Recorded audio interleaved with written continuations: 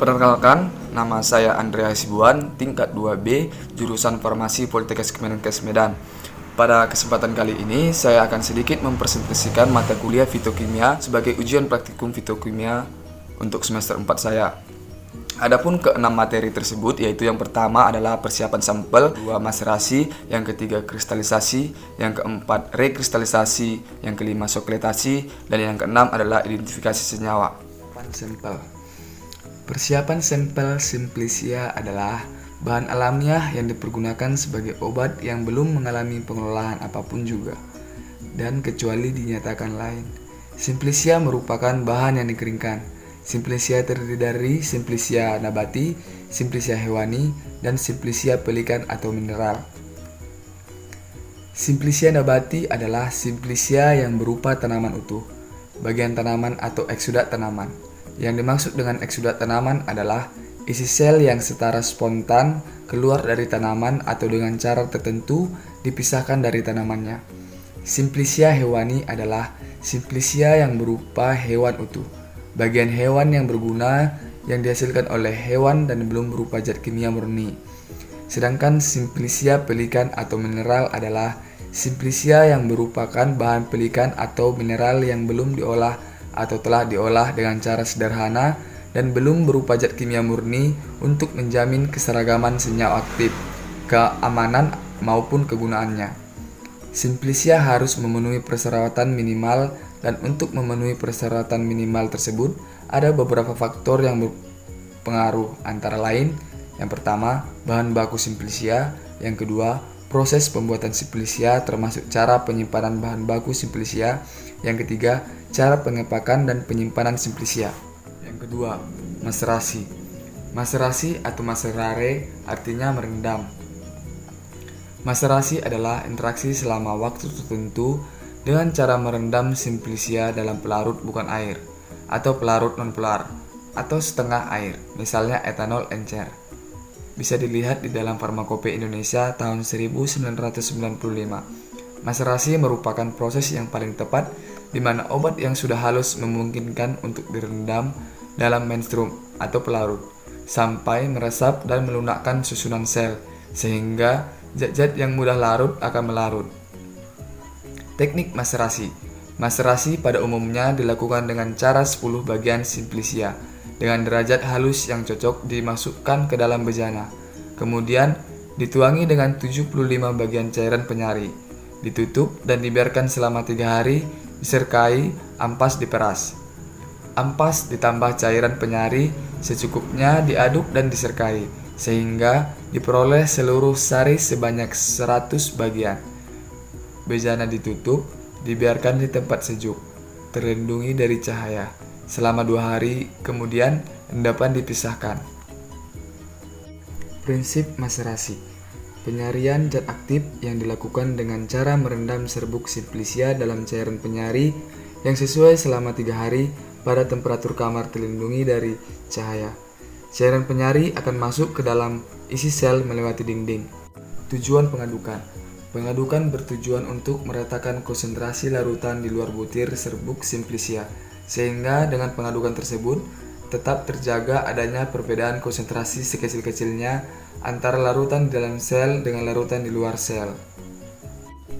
Menstrum yang digunakan. Pada umumnya, menstrum atau cairan penyari yang digunakan dapat berupa pelarut polar maupun non-polar, sesuai bahan yang digunakan. Pelarut dalam maserasi.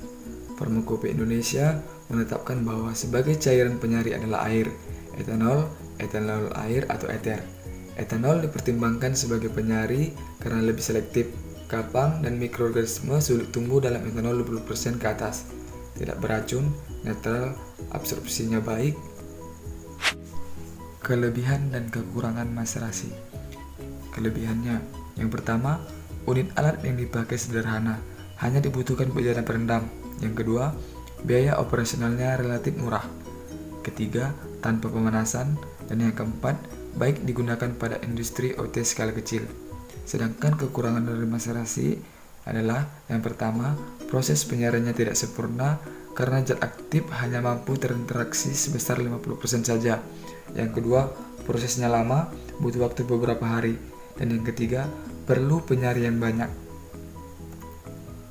Modifikasi maserasi. Digesti. Digesti adalah cara maserasi dengan menggunakan pemanasan lemah, yaitu pada suhu 40 sampai dengan 50 derajat Celcius. Cara maserasi ini hanya dapat dilakukan untuk Simplicia yang aktif tahan terhadap pemanasan. Dengan pemanasan diperoleh keuntungan di antara lain kekentalan pelarut berkurang yang dapat menyebabkan berkurangnya kelapisan-lapisan batas. Daya melarutkan cairan penyari akan meningkat sehingga pemanasan tersebut mempunyai pengaruh yang sama dengan pengadukan. Maserasi. Cairan penyari dibagi menjadi seluruh serbuk Simplicia dimaserasi dengan cairan penyari pertama. Sesudah diendapkan, tuangkan dan diperas. Ampas dimaserasi lagi dengan cairan penyari yang kedua. Maserasi melingkar. Maserasi dapat diperbaiki dengan mengusahakan agar cairan penyari selalu bergerak dan menyebar. Dengan cara ini, penyari selalu mengalir kembali secara bersinambungan melalui serbuk Simplicia dan melarutkan zat aktifnya. Maserasi melingkar bertingkat. Pada maserasi melingkar, penyarian tidak dapat dilaksanakan secara sempurna karena pemindahan massa akan berhenti bila keseimbangan telah. Massa ini dapat diatasi dengan maserasi melingkar bertingkat. 3. Kristalisasi. Pengertian kristalisasi. Kristalisasi adalah suatu proses pembentukan bahan padat dari pengendapan larutan, campuran yang meleleh atau melt, dan pengendapan langsung dari gas. Lebih jarang terjadi. Kristalisasi juga merupakan teknik pemisahan kimia antara bahan padat dan cair, di mana terjadi pemindahan massa atau mass transfer dari suatu zat terlarut atau solut dari cairan atau larutan ke fase kristal padat. Pemisahan dengan teknik kristalisasi didasari atas pelepasan pelarut dari zat terlarut dalam sebuah campuran homogen atau larutan, sehingga terbentuk kristal dari zat terlarutnya. Mekanisme pembentukan kristal. 1. Pembentukan inti. Inti kristal adalah partikel-partikel kecil, bahkan sangat kecil, yang dapat terbentuk dengan cara memperkecil kristal-kristal yang ada dalam alat kristalisasi atau dengan menambahkan benih kristal ke dalam larutan lewat jenuh. Yang kedua, pertumbuhan inti. Pertumbuhan kristal merupakan gabungan dari dua proses, yaitu transportasi molekul-molekul atau ion-ion dari bahan yang akan dikristalkan dalam larutan ke permukaan kristal dengan cara difusi. Proses ini berlangsung semakin cepat jika derajat lewat jenuh dalam larutan semakin besar. Syarat-syarat kristalisasi. Yang pertama, larutan harus jenuh. Yang kedua, larutan harus homogen. Dan yang ketiga, adanya perubahan suhu. Metode kristalisasi atau proses terjadinya kristalisasi. Yang pertama, pendinginan. Yang kedua, pemanasan. Yang ketiga, pemanasan dan pendinginan. Dan yang keempat, penambahan bahan atau zat lain. Langkah kristalisasi. Yang pertama, larutan sampel zat padat dilarutkan dalam pelarut panas. Yang kedua, bubuhkan sedikit norit. Yang ketiga, larutan tersebut dijenuhkan kembali. Yang keempat, kembali dengan pemanasan air. Yang kedua, kristalisasi atau pemurnian. Teknik pemurnian. Senyawa bahan alam dari suatu tanaman yang terbentuk padat sering terkontaminasi oleh pengotor meski dalam jumlah kecil. Teknik umum yang sering digunakan untuk teknik pemurnian dari senyawa tersebut adalah rekristalisasi. Rekristalisasi adalah teknik pemurnian yang didasarkan pada perbedaan kelarutannya dalam keadaan panas atau dingin dalam suatu pelarut. Prinsip pembentukan rekristalisasi. Pembentukan rekristalisasi kembali dilakukan dengan pendinginan atau larutan sehingga tercapai keadaan di atas jenuh. Jadi, rekristalisasi meliputi tahap awal, yaitu melarutkan senyawa yang akan dimurnikan dalam sedikit mungkin pelarut atau campuran pelarut dalam keadaan panas atau bahkan sampai suhu mendidih sehingga diperoleh larutan jernih. Pemurnian padatan dengan kristalisasi didasarkan pada perbedaan dalam kelarutannya dalam pelarutan tertentu atau dalam campuran pelarut. Dalam membentuk sederhana proses kristalisasi meliputi 1. Melarutkan zat tak murni dalam pelarut-pelarut tertentu pada titik leleh. 2. Menyaring larutan panas dari partikel bahan tak terlarut. 3. Menyaring larutan panas dari partikel bahan tak terlarut. 4. Memisahkan kristal dari larutan supernatant. Kriteria yang harus dipenuhi untuk dapat menjadi pelarut rekristalisasi adalah: A. Pelarut tidak mengadakan reaksi kimia padatan yang akan memurnikan melalui rekristalisasi. B. Kelarutan padat harus tinggi dalam pelarut pada keadaan panas dan harus rendah pada keadaan dingin. C. Pengotor organik harus larut dalam pelarut dalam keadaan dingin sehingga pengotor akan tetap tinggal dalam larutan pada saat pembentukan kristal. D.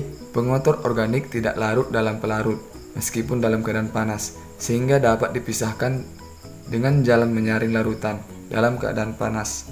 E. Titik didih larutan harus lebih rendah dari titik didih padatan. F. Sebaiknya dipilih pelarut yang tidak toksik dan tidak mudah terbakar. Pemilihan pelarut tergantung dari faktor-faktor seperti: yang pertama, mudah memanipulasi; yang kedua, toksisitas rendah; yang ketiga, tak mudah terbakar; yang keempat, harga murah. Sokletasi. Ekstraksi berkesinambungan. Ekstraksi dengan cara pemanasan secara kontinu terus-menerus sehingga cairan yang berada pada alat soklet tidak berwarna lagi. Alat yang digunakan: yang pertama, pendingin bola; alat yang kedua, alat soklet; yang ketiga, labu destilasi; yang keempat, alat pemanas. Cara kerja soklet. Yang pertama, bahan yang akan diekstraksi dibungkus dalam kantong ekstraksi atau kertas karbon dan sebagainya dan diletakkan pada alat soklet. Yang kedua, alat soklet ini terletak antara labu suling dan pendingin bola atau aliran balik dan dihubungkan melalui pipa pipet. Yang ketiga, labu berisi bahan pelarut yang menguap dan mencapai ke dalam pendingin aliran balik melalui pipa pipet dan berkondensasi di dalamnya. Kemudian menetes kembali ke atas bahan yang berada pada aliran soklet, lalu mengekstraksi kembali bahan yang dibungkus dalam kantong. Yang keempat, larutan berkumpul di dalam wadah gelas dan setelah mencapai tinggi maksimal secara otomatis ditarik ke dalam labu. Dengan demikian, zat yang terinteraksi tertimbun melalui penguapan yang kontinu. Kerugian ekstraksi berkesinambungan. Kerugian yang pertama, membutuhkan waktu yang lama; yang kedua, membutuhkan banyak energi listrik dan gas; yang ketiga, tidak dapat dilakukan terhadap simplisia yang peka terhadap panas. Sedangkan keuntungan interaksi berkesinambungan: yang pertama, membutuhkan pelarut sangat sedikit; yang kedua, zat aktif dapat tersari sempurna; yang ketiga, dapat digunakan dalam laboratorium penelitian. 6. Identifikasi senyawa. Metode identifikasi senyawa: ditentukan golongannya, kemudian ditentukan jenis senyawa golongan tersebut. Sebelumnya, kesamaan senyawa tersebut diperiksa dengan cermat.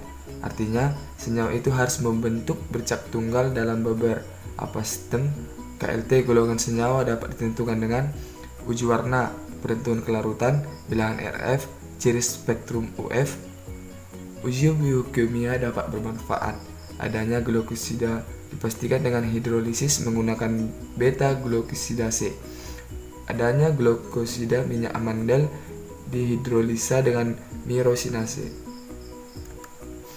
Identifikasi senyawa berdasarkan pengukuran sifat antara lain: titik leleh atau untuk senyawa padat, titik didih untuk cairan, putaran optik untuk senyawa optik aktif, nilai RF atau RRT pada kondisi baku.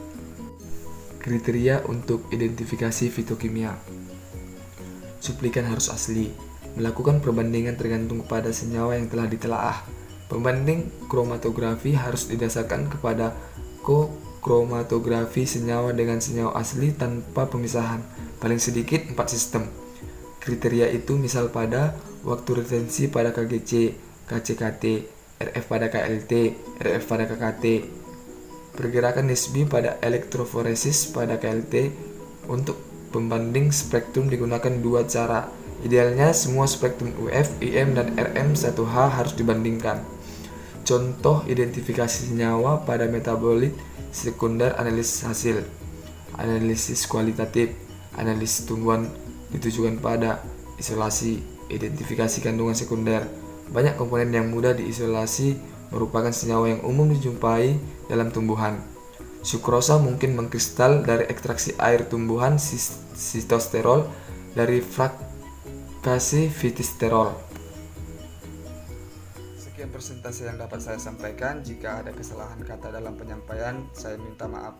Sekian dan terima kasih.